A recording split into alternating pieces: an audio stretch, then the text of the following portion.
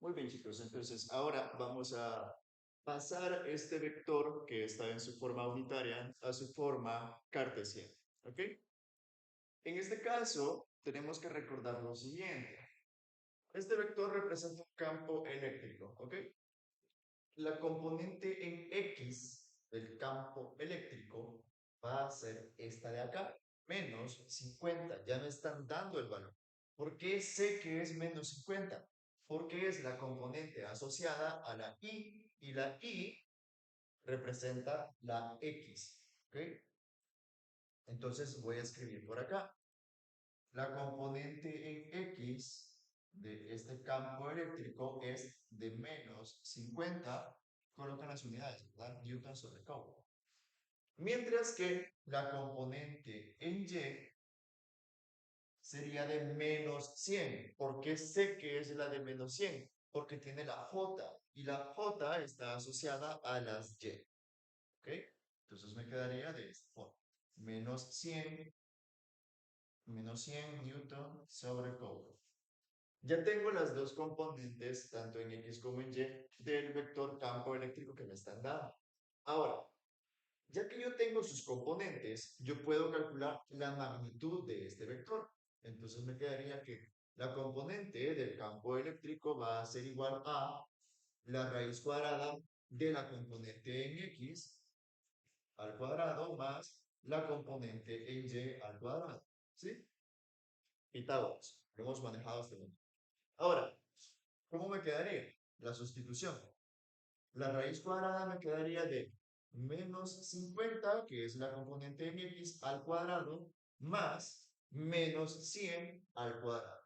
Noten cómo utilizo los paréntesis para que el signo menos esté dentro de los paréntesis y así al elevarlo al cuadrado, ese signo menos se vuelve positivo. Con lo que tienen que tener mucho cuidado ya al momento de utilizar la calculadora. ¿Okay? Ahora, este resultado, la magnitud del campo eléctrico, nos daría 111.80. 111.80 Newton sobre Coulomb. Siempre vayan corroborando los cálculos por cualquier tipo de error que haya podido haber. Siempre corroboren. Ya tengo la magnitud del vector. Me hace falta el, ¿sí? El ángulo, lo voy a calcular por acá. Recuerden que la ecuación para calcular el ángulo de un vector dado sus componentes rectangulares es la tangente inversa del valor absoluto de la componente en X, en este caso, E sub X, perdón, la componente en Y, tengan cuidado con esa confusión, ¿sí? Primero la componente en Y debajo es la componente en X, ¿sí? Me quedaría de esta forma, sustituyo y entonces la tangente inversa sería del valor absoluto de la componente en Y, que es menos 100 dividido entre menos 50. Ahora, cuando yo introduzca esto a la calculadora, en algunas ocasiones no voy a encontrar, por ejemplo, las barritas de valor absoluto para ponerlo en el cálculo. Las tiene. Pero si yo no las encuentro, o si no sé cómo se coloca, entonces tranquilos, no es que no vayan a poder resolverlo, sino que simplemente lo que van a hacer es no colocar los signos menos. ¿Ok? Si no encuentran las barras de valor absoluto, solamente no coloquen los signos menos. ¿Okay? O si simplemente en la calculadora no quiere poner las barras de valor absoluto, no coloque los signos negativos. ¿Okay? No los coloque y el resultado le va a dar positivo. Sin ningún tipo de problema. Ahora, el ángulo que me da como resultado es de 63.43. 63.43 grados. Siempre coloquen grados. ¿Okay? Ahora, ya tengo la magnitud del vector y tengo también el ángulo. Me hace falta conocer en qué cuadrante está el vector. ¿Cómo se hacía eso? Dibujo un plano cartesiano y colocar las componentes según su signo. El signo de la componente en X es negativo. Por lo tanto, su componente en X se dirige hacia la de izquierda. esta sería en X. La componente en Y sería negativa también, por lo tanto iría hacia abajo.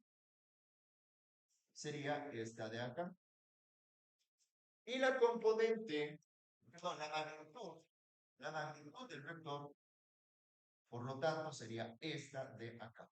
Esta sería la magnitud del vector, que es la que acabamos de calcular, y el ángulo siempre medido con respecto a la horizontal, es decir, desde el eje X voy a medir yo el ángulo de ese vector. A eso me refiero. Si está acá arriba, siempre desde el eje X hacia el vector. Si estuviese aquí abajo, desde el eje X hacia el vector. Siempre es así. Ahora, en este caso, me doy cuenta que el vector está en el tercer cuadrante, ¿sí? Recuerden, este es el primer cuadrante, segundo, tercero y cuarto cuadrante. Este es el tercer cuadrante. Entonces, cuando yo escriba mi vector ahora en su forma cartesiana, me va a quedar de la siguiente forma. Bueno, primero, la magnitud del vector, que es de 111.80 Newton sobre Coulomb.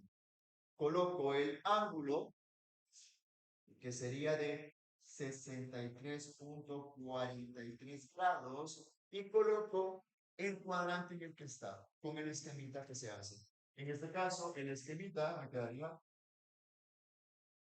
de esta forma. ¿Ok?